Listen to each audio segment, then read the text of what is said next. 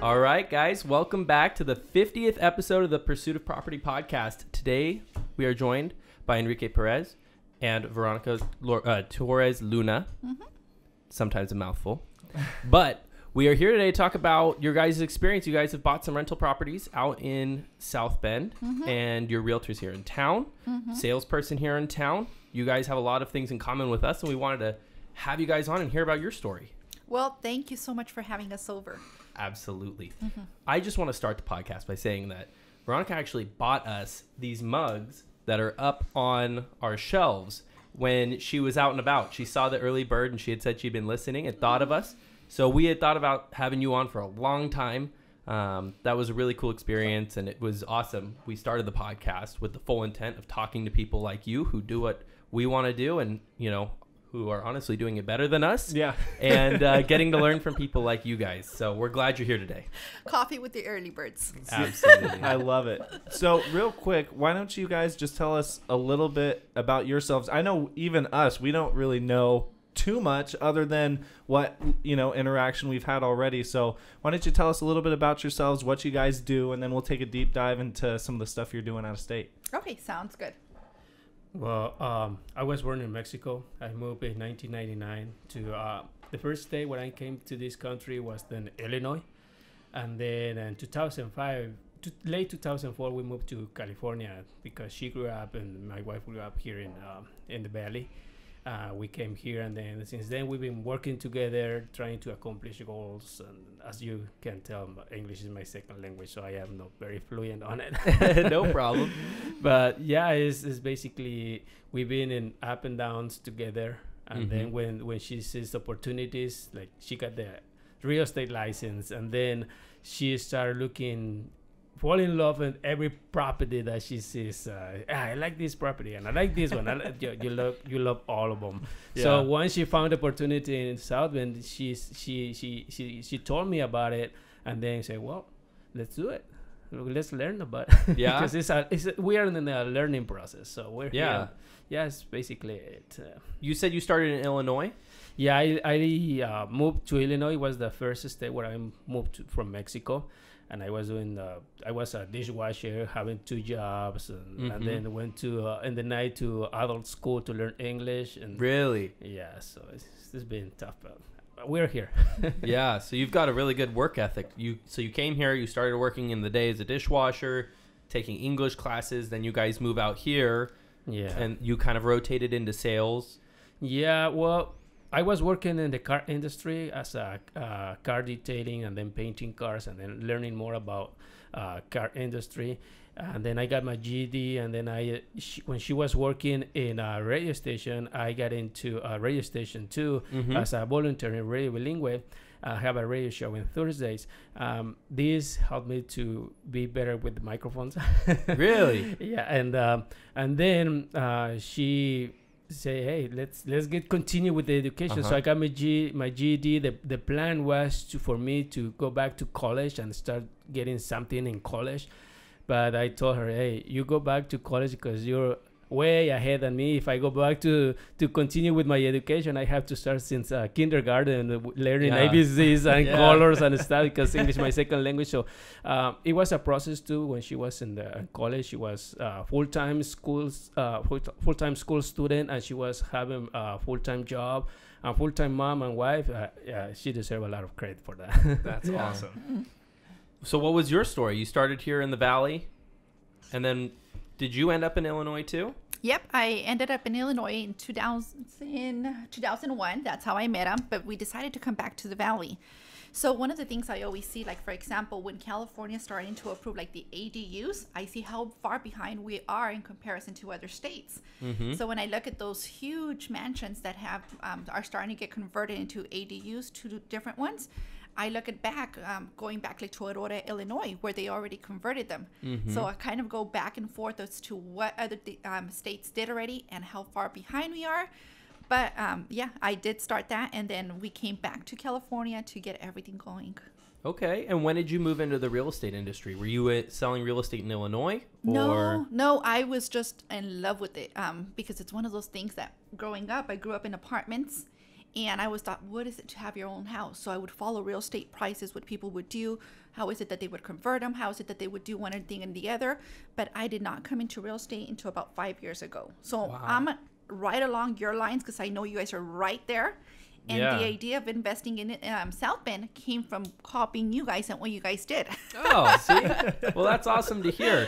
But you had some experience on that side of the country already. You had already lived out there for a period of time and kind of knew what you were looking at, huh? Yes, I kind of knew what we were looking at, but I really didn't know what the prices looked like. So I knew it was doable. I knew that everything was a little bit more affordable and how things work.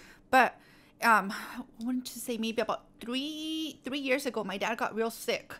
And we needed to buy a property for him to live in. And we ended up buying 2 acres, 2 houses for about $125,000 cash. Here in 120, town? yes, in Wheatley.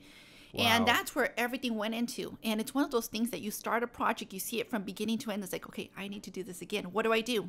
It just happens to be that around that time, you guys bought those 5 properties out in South Bend. So it's okay. Now I know what we're doing. So let's start this process all over again. Gotcha. So, started in real estate 5 years ago. Did you start with getting your license, or did you start interested in the investing side? Was that your first kind of introduction into the investing side, and was all your experience just strictly agent helping people buy and sell? Or how was that transition kind of happen for you? So the first thing we do is I get my license and then I start the home buying process. It's strictly buyers. And then afterwards, we buy that property, we start fixing it up. And then from what I had learned from investors, I knew more or less what to do, but also looking at other people work. Like, for example, when I bought my house, maybe about 4 years ago, we saw that new subdivision built. And then one of the things I learned is you have your general contractor, but that general contractor, he will call an electrician, he will call a roofer, he will call the specialty of the trade, meaning do not hire a handyman. And that's how I kind of put everything together. So by learning how other people work and learning how new general contractors do it in new subdivision, we were able to place those ideas and skills into renovating the property we bought out in Wheatley. Huh. So you learned as you went just through visuals. Yes. And did you say that you had gotten your contractor's license? No, I only have my home improvement salesperson. Okay. Yeah, I work for another company, but Okay. yeah, it was funny the way that she says, because it looks like she was the supervisor, because like two houses down there, they were building a house, and she was standing up there. She was checking who was doing the cement. She was checking who is the electrician. She was asking, "Hey, do you have license for this?" So it's the way that you're learning the process, and the way that you exposed to this type of projects. Yeah. Right. So it was funny. Also, something funny that we didn't have any experience about real estate, but we didn't watch any kind of TV shows or anything, but we were watching in the morning, like those houses for sale all the time. And oh, look at this. So that was your entertainment. Yeah. So we fell in love of properties. We were thinking or dreaming about one day we're gonna have houses and rent them or sell them, things like that. Yeah. So you guys both bought the 2 acres with 2 homes, and that project went really well. Were you on the same page right away? You guys just both wanted to buy more real estate, or did you think maybe there was a hiccup, or how did that look? So we knew we wanted to do something else, but here in California, it's so expensive. So it's like, what do we do? Where can we maximize our money? So that's when we start looking at what are the other options. And I look at, well, maybe in other areas, I can buy a house for $30,000. Maybe I can put $10,000. And from what I had looked at the other projects, I knew a roof was going to cost me about $6,000. So more or less, you have an idea of what's going to go into. That's when we start looking and then focus in other cities. And that's when we say, you know what, going out of state, this is what we're going to do. And I'm not going to hire a general contractor because that general contractor is going to be charging me an arm and a leg. What if I do the legwork, and what if I hire the person who's going to do the painting? I hire the person who's going to do the electrical, because literally all this guy did, the general contractor, and I'm not saying in all cases, he would stand and he would watch him work. Well, maybe I can make my own mistakes and learn and maybe lose money that way or win money that way. So that's how we ended up doing it. Gotcha. And you clearly love to watch it and like learn about it, and now you're doing it, so it's working for you. So you wrap up with this house over in Reedley. When in the timeline here, when do you guys first look out of state, and when do you make the first purchase out of state? I don't remember the time frames because it's one of those things that because we came out of the area, I have always been looking throughout the United States. So it's not something that I decided to do maybe 4 months ago. One of the things about me, I'm a very, very slow action taker. Until I know exactly what I'm doing and I studied everything, I'll do it. But from when we bought that property, I want to say maybe a year later, that's when we actually took action. We bought 4 properties. It was all 4 properties were 2-bedroom, 1 bath. So that's when we bought the first one. And we didn't look at them. We didn't even walk them. We just bought them off based on pictures. And in South Bend. In South Bend. So we bought them blindsided. We knew they were there, maybe, or maybe they got burned. But we bought those 4 properties and we fixed them up. And then we ended up buying another one that taught me a lot of good stuff. Well, let's talk about those 4 first. Let's talk about the numbers a little bit. So those 4. How did you find them first? MLS, off market, an agent. We bought them off Craigslist. Oh my God. Yeah, we bought them off Craigslist. Walk us through how you figured that out. So I'm looking at houses and I know we have a budget, maybe about $100,000. And that $100,000 that we have, we do not want to spend any more than that, but we also want a good return. And so as I'm looking at it, our cap rate, it's saying it's going to give us a 13% cap rate. It looks too good to be true, but the only way to find out it's actually to go in there. And so I contact the owner. He says, let's do it. And one of the things I know, if it goes to the title company, it's legal. That's all I know. I get pictures. So we go into escrow and we have to pull money out of the property we bought in Rately in order to make it happen. We do a refinance and everything that can go wrong goes wrong. Because of course, COVID hits. There's a shortage of appraisals. Not only that, we have a unique property that any appraiser will tell you they don't like 2 acres and 2 houses. So we cannot find an appraiser out there. But we go into escrow without having the money, and this guy's about to cancel on us because we cannot close our deal. So at that point, I had to go to one of our friends, and I go in and tell him, listen, I need to borrow $95,000, but you cannot run my credit. You cannot put a lien against my name, and I just need good faith. And he says, you guys know who it is. Yeah. It's okay. What do I need? So I tell him about the property. He says, you know what? Sounds good. Here's $95,000. Just like that. And we were able to close on them. How did you meet this person? I never heard this story. Jason? Yeah. Okay. So Jason, I know him about maybe 5 years ago. We met in the Keller Williams office. And there's a guy called Henry. Henry runs the investment groups. And Jason would come in and he would give all these ideas and what he was doing. But Jason always says, it doesn't matter how many groups you go to. It doesn't matter how many meetings you go to until you take action. You can have all the knowledge in the world, but until you actually start making mistakes, that's when things are going to happen. And I'm scared because I tell my husband, we have kids. We have to pay the college for the kids. What happens if we mess it up? He tells me, well, if we mess up and we lose the money, we can still go at it and continue working. That's the worst thing that can happen. So thinking about what Jason says, thinking about what my husband says, what's the worst thing that can happen? You lose it all, you start again. But it's only money. And that comes back to your work ethic. I mean, it sounded like from the start you've had a very strong work ethic and that you were working 2 jobs and going to school and that, that helped you. Well, the way that I see life is a learning process all the time. So it's not losing, it's learning. So if something like that is going to stop you, you never are going to learn and grow. So you have to learn and grow.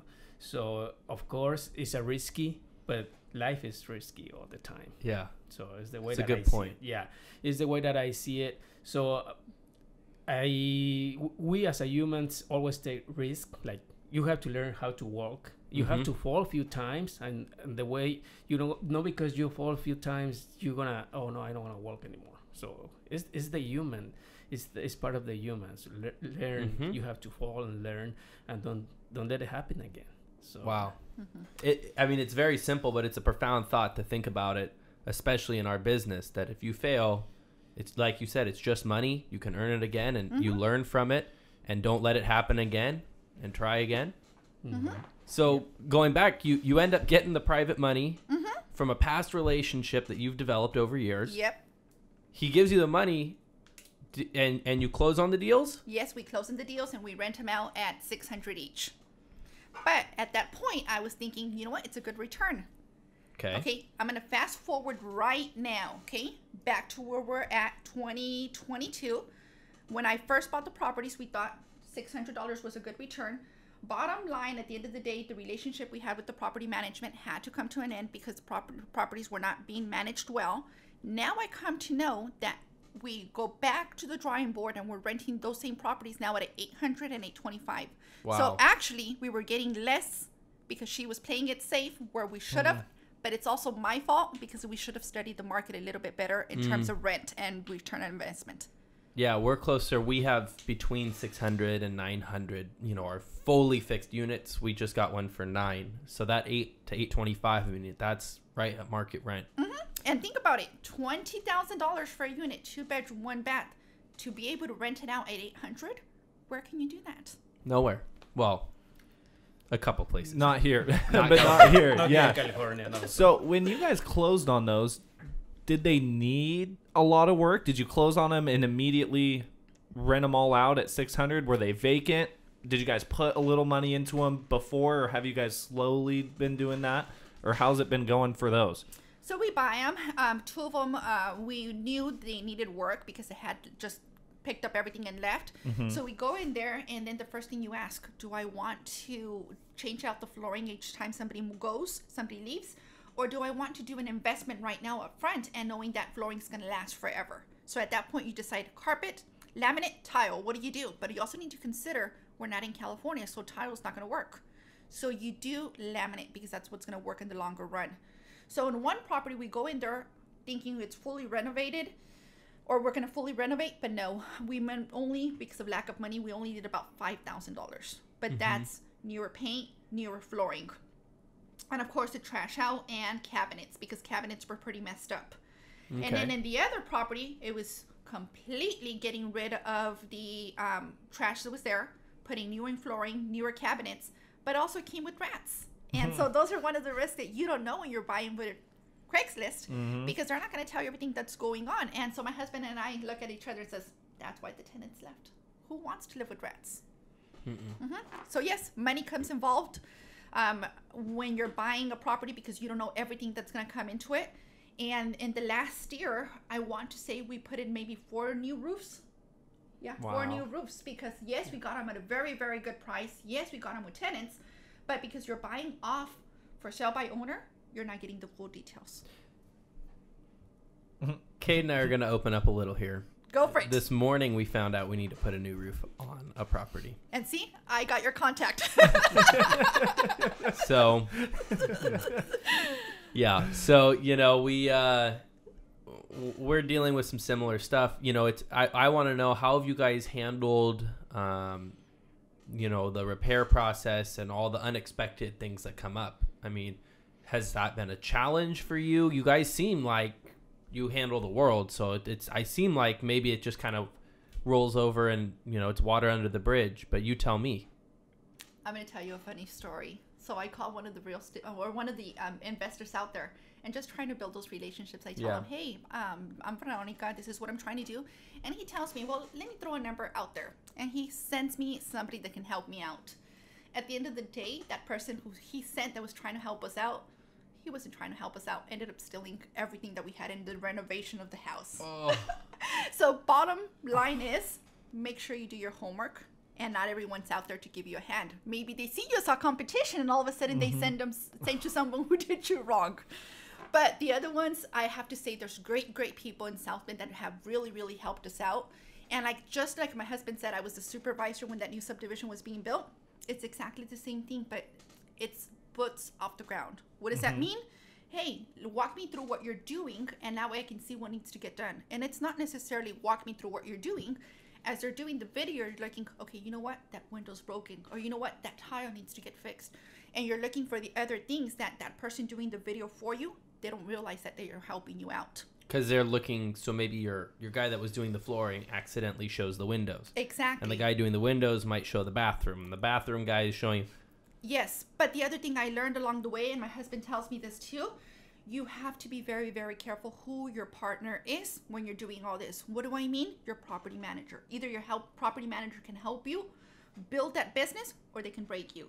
So depending on how knowledgeable they are, but sometimes it's not even the knowledge, it's how much they're willing to learn. They can be a newbie. And if they're willing to put in the work and teach themselves everything, they can be the best property managers. But on the other hand, they can have all the experience in the world, and if they don't want to work, they can be the worst property managers. Gotcha. Yeah, so you guys had to cut ties with your original property manager, right? But you guys are now with a new property manager. Exactly. Okay, perfect. So you're not self-managing anything, but you've got the new property manager out there that's helping you guys run those things. It depends, because I want to know my numbers just in case anything were to happen. So for example, if you told me a brand new roof right now on 600 or 700 square foot house, I'll be able to put that and point it out exactly what is it that we need. And so I also want to know the numbers, because if somebody were to quote me, I want to know, is that right or is that wrong? Ballpark, what do you think that would be? So it depends. Are you going with the 20 or 30 or 50-year roof? And what type of material? But I would say that for something like that, you shouldn't pay any more than $7,500. 50-year. Thank you. It's the way that we Yeah, thank you. we've been learning. It's a learning process. Yeah. Because we made mistakes hiring people that they are not honest. Really? And say, well, it's a good thing. It was cheap to eliminate that people. Yeah. It's the cheapest way to And you do a lot in the home improvement world. So, I mean, has that helped you guys with the rentals and understanding, oh, this is what needs to get done or this not? Or is it very different because California's weather versus over there? It's similar. There's similarities. Like as she mentioned, that if you have a person in the middle, like with a license and stuff, of course, you're gonna end up paying more, way more, because of the license. But if you have the person with the person with the license or the contractor is gonna subcontract other people, Right? Like electricians or plumbing and stuff like that. So why don't you go directly to these people? Right. Yeah. So it's similar. It's the same thing here. If you are working with a contractor that has the license, of course, it's their name and the license at the end of the day. So you as a customer, you're gonna see, oh, this company is good. But if you can cut this, you can save a lot of money too in the home improvements here. Here or there is the same concept. Gotcha. And for your guys, when you guys were doing work, or when you guys are doing work in these rentals, are you guys having your property manager also run the project, or are they completely separate and you guys are running the project? It depends on what property we're looking at, but I like to run the project because I like to learn. I like to know what's going on. Yeah. And it gives me an idea for the next project because it makes it that much easier. So she'll give me estimates, but if I see they're too high, I will go out there and do my own work.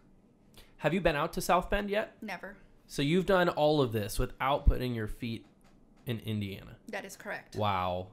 We are peasants. So I love it. when we flew out there. I saw you guys. Yeah, and we had a great time. We've gone twice. One time was more like we ended up going on Notre Dame's football field and stuff like that. But the first time we went out was kind of an eye-opener for us.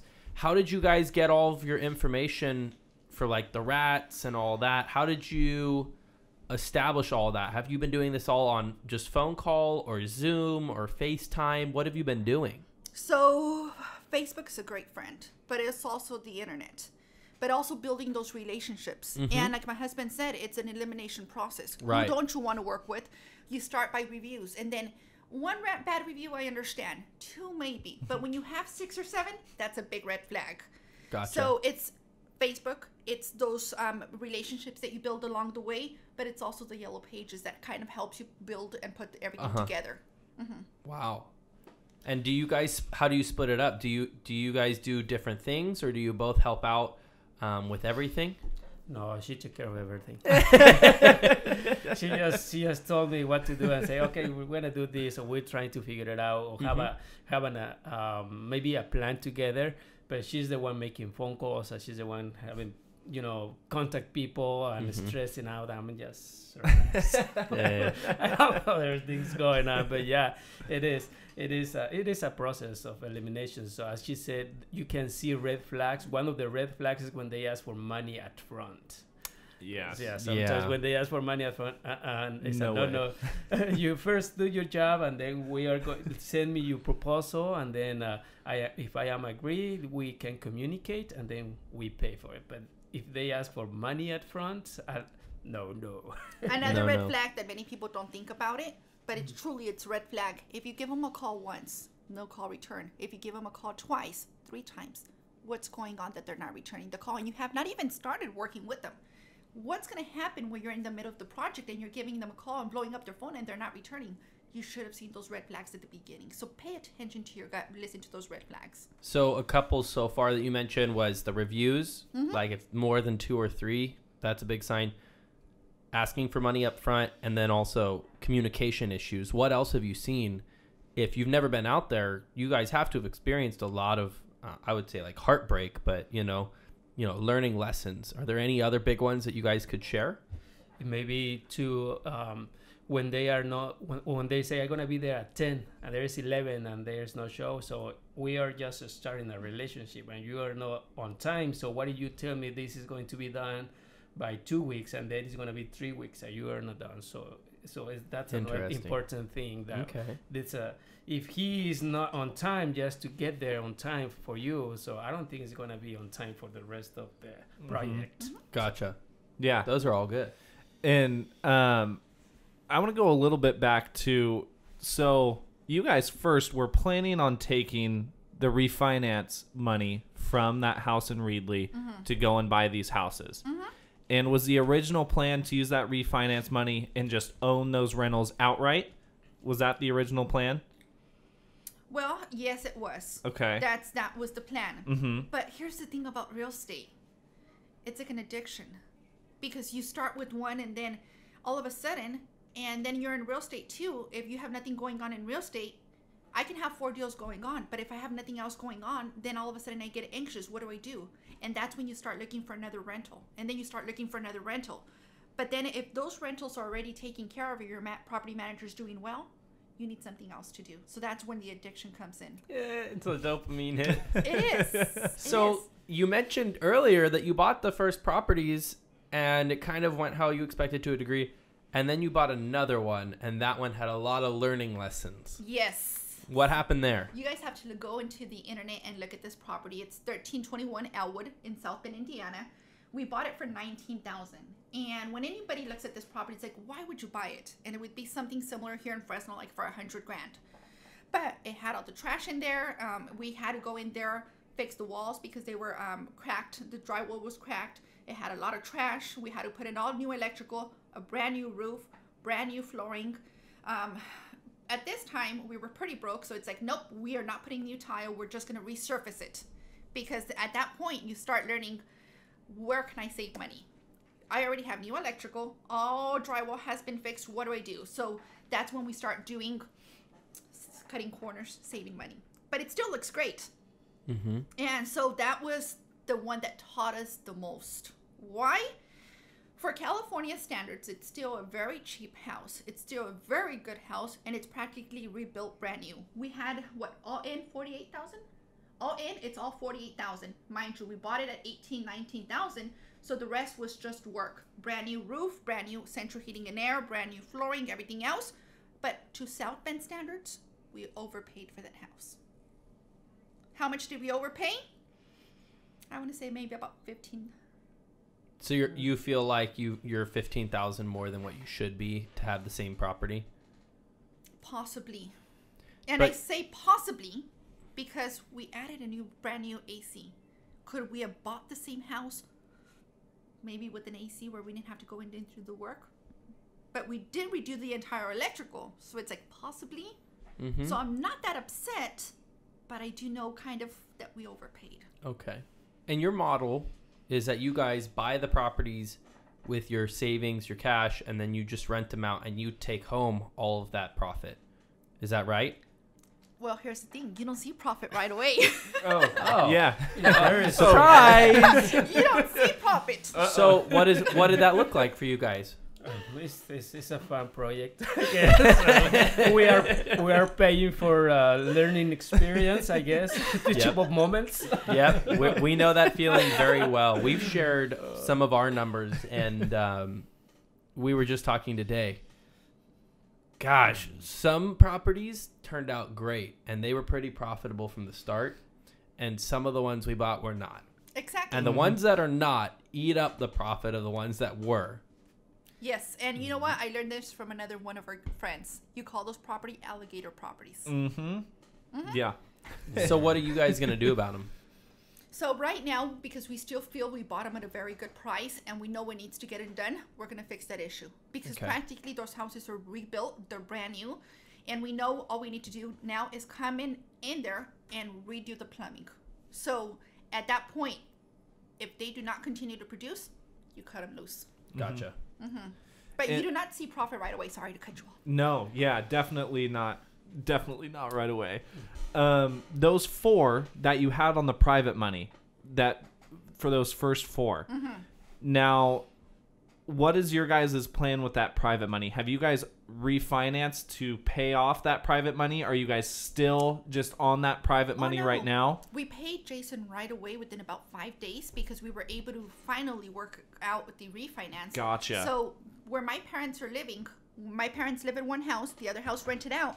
So that property pays itself for the other properties we bought. Wow. Yeah. So those are fully paid off. That is awesome. So at this point, you have 1, 2, 3, 4, 5. So you have 6 total properties? No, hold on. 4, 1, 2, 1. How much? 5, 8. 8 properties out there. See, So you forget. right. So you said you grew up in an apartment. You didn't have a house growing up. Correct. And here you are now. You have 8 properties. I know that you're not going to stop at 8. I mean, how has that changed your life? You do it for other reasons. You do it because if I have $100 in the bank, those $100 are not going to take you anywhere. And I don't want a brand new car, but at the same time, the way I look at it, and I see it in real estate all the time, I do not want to end up at 80 or 70 working in real estate, but I also do not want to end up in Social Security because I know it's not going to be enough. So while the thing we joked about right now that they're not producing money now, yes, they're not producing money now. But when we retire, we know that money's coming in drop by drop. But there's also another gratification that I get from this, and it just brings chills when I hear it. We just rented it out to a good family. We just had a family who was off in the streets, and we were able to get them in. So it's not always about the money. It's also the gratifications you get with it, and it's savings in the long run. So what does it look like? This year, I know it's a short goal, but I want to have 2 more debt-free. That means a whole lot more work, but it's also a lot of fun doing them. So you want to buy 2 more properties debt-free this year. Wow. And I know it's not the model that everyone follows, but I always say do what's comfortable for you. And like for us, we have kids that we know we're going to pay college for. So it's one of those things that, do we really want to put everything in steroids and risking it all? If you ask my husband, it's just money. But if you ask me, then I also think, no, it's a kid's college. And one size doesn't fit all. Whereas some people go the route of expanding to, 1,000 rentals. Other people might want, 20 rentals that they own debt-free. The cash flow might be very similar. Yes. And, when you own it debt-free, I've had a lot of investors tell me that the feeling that you have owning that house, knowing you don't owe anybody else, is very different than what I experience when I get my rent in, and I know right away, 30% of that is going straight to paying somebody else. Yeah, the only thing that the way that I see it, the way that I always told my wife, is that money in the bank is not the best decision. So at least I know I have something that I can see. If something happen, I see those houses is right there. But because money in the bank, I don't know, with this inflation and everything, at the end of the day, it's not gonna worth the same thing. It's losing power. So that's why I rather to have. And now when she complains about, oh, now we have to put a new roof, you are going to invest, because eventually, for a few years, they don't want to ask for another roof. You're not gonna invest in a roof every year. So it's gonna last at least 20, 30 years roof. And then right now, as she mentioned, we start renting those houses for 600. Now they are 800. So because it has all these, you are investing. So you don't, if you see it the way that you're wasting time, you're not wasting time or money. You are investing in something that in long run is going to return. That's the way that I see it. Yeah.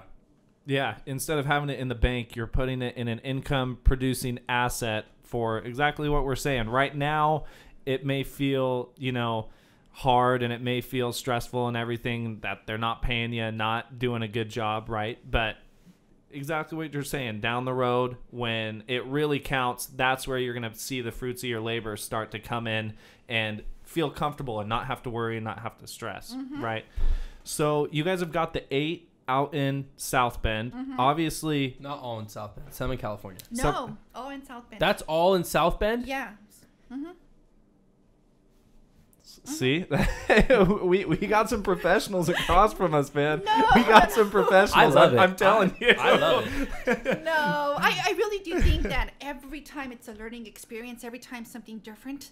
So even though I think, maybe Elwood taught me a lot, and then all of a sudden you walk into something different. No, I don't know anything, because all of a sudden you have to start learning based on the situation. So it changes all the time. And, yeah, go ahead. for it. I was going to say, so those 8 are all out in South Bend. Obviously, first date when you came over here was Illinois, and you had, lived in Illinois and stuff like this. For now, are you guys thinking kind of build up like your South Bend presence? Have you guys looked anywhere else, or are you kind of wanting to stick to South Bend? No, I have looked at other places. I don't like the return on investment that would it give us. I've looked at other places, but the population's not there. The growth is not there. They're so very dead towns, and do we really want something that it's more towards quiet side, that it's not what's the word in English? Evolutionating. It's not growing as fast. No, and so I've considered others, but I don't see them as profitable right now. I will attest. I've had similar thoughts, and we've talked about markets, and I said we're kind of spoiled with some of our South Bend stuff because it's unreplicable. There's just not houses with the same price, same rent in a lot of parts of the country. One of the reasons we want to have you on this podcast is because this is our 50th. Yay! So it's kind of a milestone for us. And we started the podcast because we wanted to see people, we wanted to teach people what we're learning, and hopefully they can take action too. You're somebody who's taken massive action, and you've blown us out of the water. Now we're has-beens. But not at all. I'm curious, if you were running a podcast and you were trying to teach people yourself, what would you tell people who are sitting watching this YouTube right now or listening to the podcast? Like, what are some of the things that you've learned that you wish that they would maybe do? I would say the first step that any person would or should take is buy the first property. If stop renting, buy your first property, because it's going to be leveraged. Eventually, you can refinance it, and then you can buy a property somewhere else or invest it in something else. But if you are thinking that you're gonna buy a property when the market goes down and you're gonna buy a cheap house, good luck. Good luck. That's a good answer. Good luck, because it happens already. Like my friend one day told me, I'm waiting for the houses, the prices of the houses go down. Okay, already happened. How many houses did you buy? None. So you're waiting again. So you don't know what's going to happen, or if it's going to happen. So if you can afford a house right now, instead paying rent, buy your own house. That's the first step, because eventually it's going to give you leverage to continue. And you, as she said, it's addicting. Once you have another one, say, oh, I want another one, and another one, and another one. And then eventually you will feel the satisfaction that you not just working for some goal, but also you are helping other families to get a house where to live. So that's a good, I guess is one of my advice, that start paying rent. That's awesome. So that is very good advice, especially for people in this market waiting for the pricing to change. If you can afford it, just buy your first house, start paying down your mortgage. I like that. Because we hear it all the time. I'm sure you hear it all the time too, Veronica, from your potential clients or friends and family who, touching base with, oh yeah, we're just gonna wait for the market to cool down. We're gonna wait for prices to go down. But it, like you said, you're gonna be playing a waiting game. You're never gonna take the action that you're saying you're gonna take, because you're gonna be sitting back waiting the whole time. Mm-hmm. Yep. Mm-hmm. Yeah, it's always a risky move when, as I mentioned, when I came to this country the first time, and then after 2 years, I told my mom. She asked me, "What is your resolution for this year?" I say, "I'm gonna buy a house." You're crazy. I know people that have been working for years and years and they don't have a house. I'm gonna buy my house. And then by September, October, I was buying our first house in Illinois. And then we saw that when we moved to California. When we moved to California, we were here in December looking for a house, knocking doors, trying to get a loan. And it was hard because we just moved to California. We didn't have 2 years of job. But everybody says no, but one door opens and she can jump on it. And we bought our house here in California. We didn't go to rent because my mother-in-law and my father-in-law we were living with them for 2 or 3 months. They were asking us, "Hey, you look for us a place to rent." I don't like to rent. And then it was challenging, but not impossible. So after 2 months living here in California, we bought our first house in February, late February. We were closing the first house. We still having that house, and that house we refinanced it. They give us for another properties. So as I mentioned before, it's leverage. I just want to commend you guys, because not only that, we're coming to California and not having the 2-year job history, and most people would say, nope, there's no way, we're going to have to wait. We're going to go rent, do this, that, and the other. You guys are out there knocking doors, figuring out a way to make it work. Not only there, but, with these first 4 properties, when everything was going the complete wrong way, you could have said in escrow, right? Like, we're screwed with this, isn't going to work. We don't have the money, but you guys found a way to make it work. I think that is just amazing, and I want to give you guys just huge props, because everybody out there listening, people out there, I mean, I would even like to tell myself I would do the same thing, but I know sometimes it's a lot easier to tell yourself that than to go out there and do it, and you guys have gone out there and done it, and I think that is just freaking badass. Thank you. Thank you. Veronica, what would be your word of advice if you were running the podcast? The first thing I would say is, what is that you want to do, and talk to people who are like you, or follow people, stalk people who are like you. Why? Because if you want to be somebody, you want to see what actions they take, what is it that they're not doing, and learn from them, but also see what's happening around that world that possibly can help you out. And I've known you guys through media for a very long time, but this is only the second time I've actually met you guys. Right. But I know a whole bunch of things that you've done. And like, for example, Jason, I know it's the role model to follow for many, many of us. I don't see him very often. I think I've seen him this year maybe once. But follow people who are your role models, see what's working for them, and put it to action. If you don't take action, like Jason said, what's going to happen? Or like my husband said, it's only money. You can always go out and make more, especially with the work ethic that you guys have, right? I mean, and if you're not taking the risk now, then you're going to be standing here, 40, 50 years from now and be like, why didn't I, looking back and regretting what could have been, right? And I know you guys, when that time comes for retirement and you guys are enjoying life, you guys aren't going to be looking back and thinking that. That is the goal. Yeah. What an awesome podcast to have as our 50th episode. I think Cade and I are going to be resigning the podcast and handing it over to you guys, and you guys take over. I know you said you didn't want to, you're nervous about being on mic, but you guys have a lot to teach a lot of people, including us. We could learn a lot from you guys. No, but remember what I said at the beginning. I copied your model. I took off after you guys bought those properties. And I spoke with my husband. I told him, look what these guys are doing. Look what they did. And that's what, so I heard a whole take action. But after you guys took action, that's when I took action. Well, you guys have a rocket jet tied to you because you guys are taking off. And we're very impressed. And we, like Cade said, we commend you for your problem solving and work ethic. You guys have handled the hurdles that we've seen firsthand. And they're not easy, and we can always make excuses or we can make solutions. And you guys have been a good role model. No, thank you. Likewise.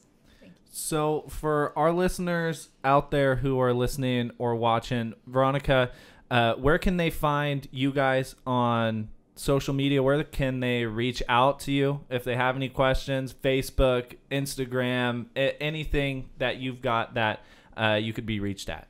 Instagram, I do have a page, but I suck. I don't know how to use it. Okay. Facebook, it's Veronica Torres-Luna, and you'll see it there. But honestly, if you have questions, because I'm always out in the street, call me. That is the best way. I rarely check social media. If I do have a message, my husband will tell me, hey, did you answer?